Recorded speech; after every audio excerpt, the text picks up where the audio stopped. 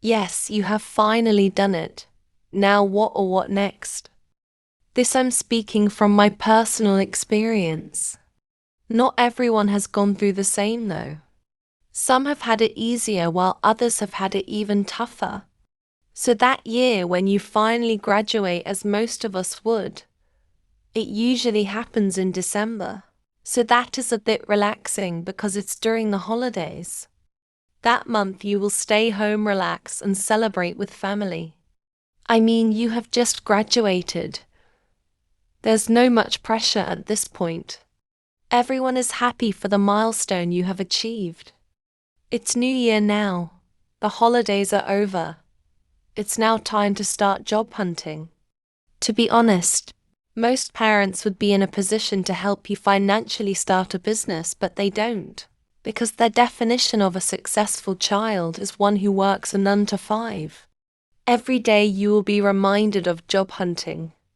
And you will be sending these job applications every day, but honestly, the response will be disappointing. Reality is that things are tough, and so many times your family will not understand. They will always think you are not making enough effort in getting a job. And this time you will be faced with so many emotions. You will be confused and always constant worrying about the future. Remember when you were still in school and had these structures to follow? Wake up, go to class, go back in the evening, and you hated it so much. This is now the times you will start missing all those structures. Because right now, everyone is reminding you to apply for jobs. Everyone is sending you links for jobs that some are not even legit links. That year, 2022, I had applied to many jobs. Every day I would apply to at least 10 jobs. But there was no even a single response. So I started watching YouTube videos about job applications. And I got tips on CV that is required, portfolio, the right cover letter, and so many other things. I did all these, but still there was no response.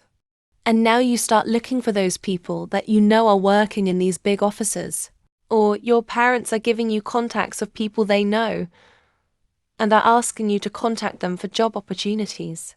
You see these people that are working in such offices once they know you have now graduated and looking for employment. Trust me, they will not be picking your calls or responding to those emails. But speaking from reality, if you have a genuine connection to getting a job, use it. Get that job and build yourself from there. In African countries, it's already 100% hard to get a job without connection. And it's a known thing. Even sometimes you go to these offices, and the first question you are asked is who sent you. So if you have a job connection, just use it. At that time, I applied for jobs after jobs. I even started applying for jobs not related in my field of study. I started applying for jobs in hotels nearby as waitress or anything I could do around there. I even applied as an intern in different organizations. But surprisingly is that these organizations needed an intern with 3 years of work experience in the same field. You see, for me, I understand if they say just 3 years of work experience, because sometimes at university we usually do casual jobs for survival, so they can say it's work. But imagine being asked 3 years of work experience in your field as an intern. Aren't interns supposed to be fresh graduates? So imagine being asked to have 3 years work experience in that field. Were you supposed to start working in your first year of study? Anyways, I gave up at this point. So I completely stopped applying for jobs. My mom would ask, have you sent any job applications today? And I would just tell her yes. All these applications, rejections, and so many requirements that you just see are unmet made me give up. After some time, I got this job offer to work as a social media manager for a certain NGO just close by at home. So I was to commute daily from home. I loved this job. I love working as a social media manager. In fact, I had sent so many applications in this field. I knew this was what I wanted to do. But then it only took me 1 month there. And the sexual harassment started. The improper behavior I never imagined I would get myself in such a position. Previously, I had faced such in some places I had gone to ask for jobs or interviews. But because I would refuse, I would be told there is no job. But in this job, it had never happened. I got the job and had worked for a month, and now it started. This was something I couldn't bear, so I quit. To be honest, I have never understood some bosses. How is a human body connected to what they are doing at work? This person is productive, and you can see they are actually working so well. So, why are you bringing up conditions that aren't supposed to be even there from the start? Anyways, I became jobless once more. Back to staying at home. But you see, in most African homes, parents will take you to school not because it's their responsibility, but because they want you to be a financial breakthrough for them. And this is why I always tell my friends to be patient when it comes to marriage and having kids. You want to have kids because you are ready to have kids, and not because they will help you in future. How can you be so selfish? Imagine just having a kid because you are looking for a companion in old age, or because you think one day they're gonna be a president or something. Let's have kids because we want to, and are able to care for them, and not because of some attached expectations about the future. This is actually why some of us even get depressed to a point of taking our own lives, because of the attached responsibilities. This time I started becoming withdrawn. I felt like I was a letdown to the family, so I wouldn't even want to get out of my room.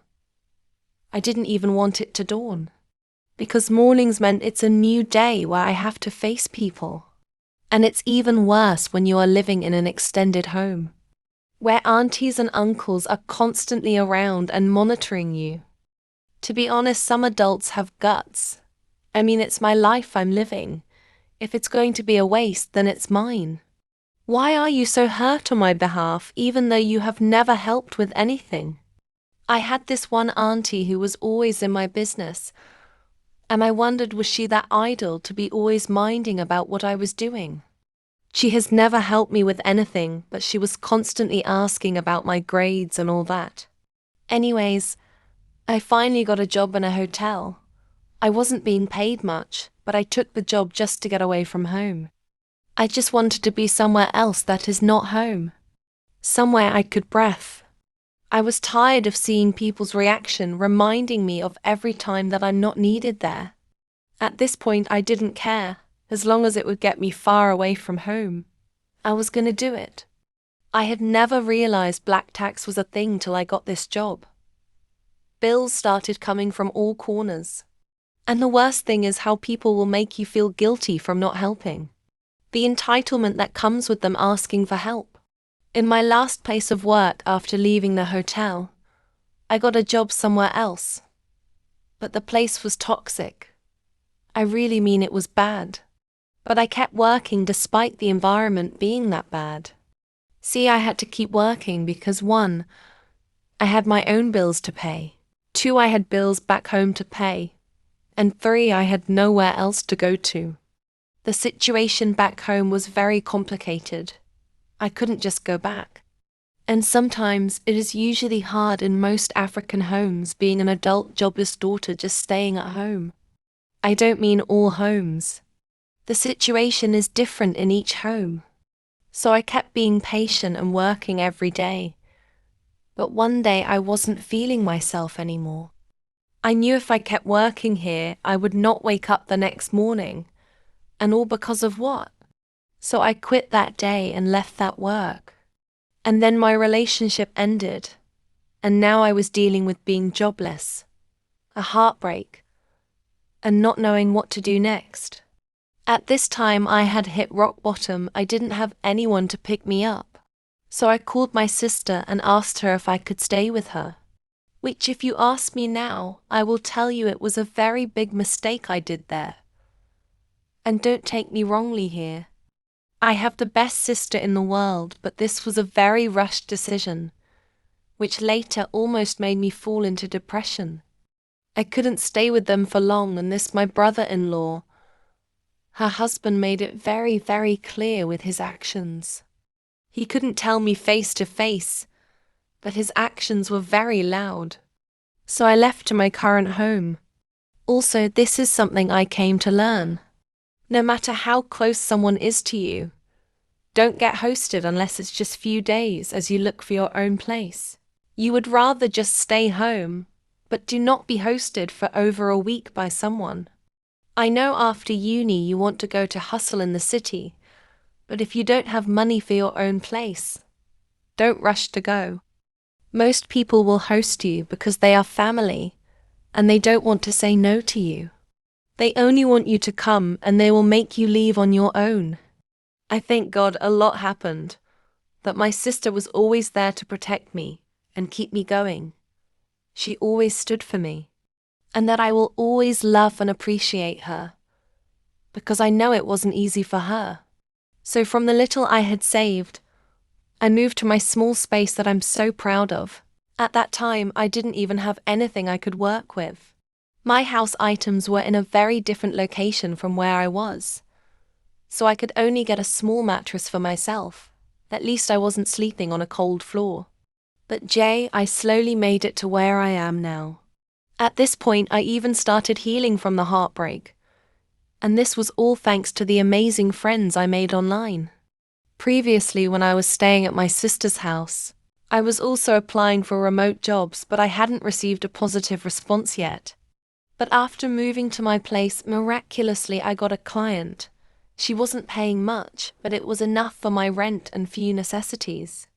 The tasks were not so much, and I was working 4 days a week. So I said yes and started working from home.